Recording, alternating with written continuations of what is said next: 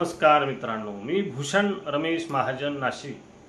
आज आपण अशा विषयाबरोबर संवाद साधणार आहोत की मित्रांनो, आपण बघा, एखादं कुकर्म असेल जे आपल्या हातून घडत असतं, आपल्याला माहिती असतं आणि आपल्याला त्या कर्मापासून आपल्याला परावृत्त व्हायचंय। आपण मनाशी ठरवतो की हे दुष्कर्म मी कधीच करणार नाही किंवा मी दुष्कर्मापासून लांब राहील। आपण असं जेव्हा ठरवायला लागतो आणि ठरवतो ना, तेव्हा ते दुष्कर्म आपण सातत्याने करायला लागतो।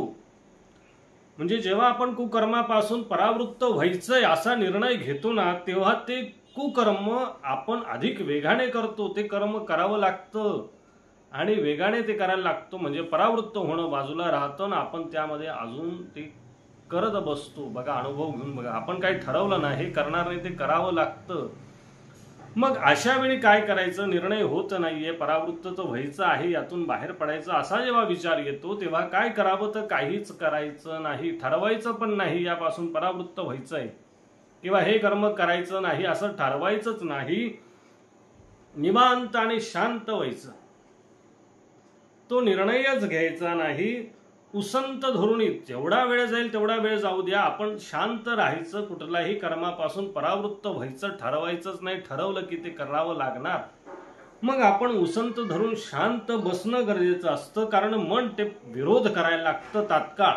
जेव्हा तुम्ही एखाद्या दुष्कर्मापासून जे करत आलेला असाल आणि ते अगदीच सोडायची वेळ येते, तेव्हा मात्र संकट उभं राहतं, मन विरोध मांडतं, तेव्हा मात्र ते निर्णयावर ठामपण आपलं राहत नाही। त्यामुळे शांत राहणं, निवांत बसणं, उसंत देणं, त्या दुष्कर्माला वेळ देणं हे गरजेचं आहे। कारण सत्कर्म करताना मनोवृत्ती ही शांत प्रवृत्तीची पाहिजे आणि दुष्कर्मामध्ये ती प्रवृत्ती शांत आपली कधीच होत नसते आणि मग मनाची समजूत काढण्यात आपला बराचसा वेळ जातो, बराचसा काळ जातो आणि मग त्यातूनही मन आपली परीक्षा घेत असतं की कसं घेतं। तर एखादं दुष्कर्म परावृत्त करायचं ठरवलं, नाही करायचं, मग अशी काही परिस्थिती उभी राहते की ते प्रसंग समोरून ते दुष्कर्म करावं लागतं, तेव्हा ती परीक्षा असते। ती परीक्षा जर आपण पास झालो, ते कर्म परावृत्त केलं, तेव्हा केलं नाही, तर मनाला धीर येतो की आपण ते दुष्कर्म केलं नाही, हे मनाला खंबीरता देतं आणि मनच मनाची परीक्षा घेऊन मनच आपल्याला पास करतं की याने परावृत्त होण्याची पहिली पायरी ओलांडली।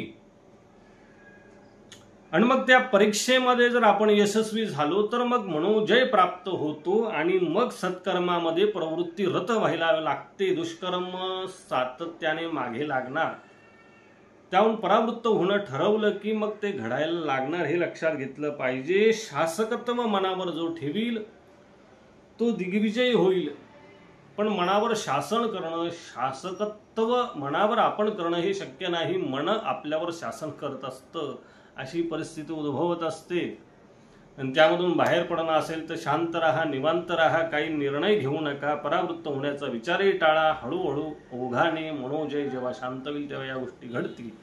याविषयी आपण बोललो। पुन्हा नवीन विषयासह भेटू। सर्वांना नमस्कार, धन्यवाद।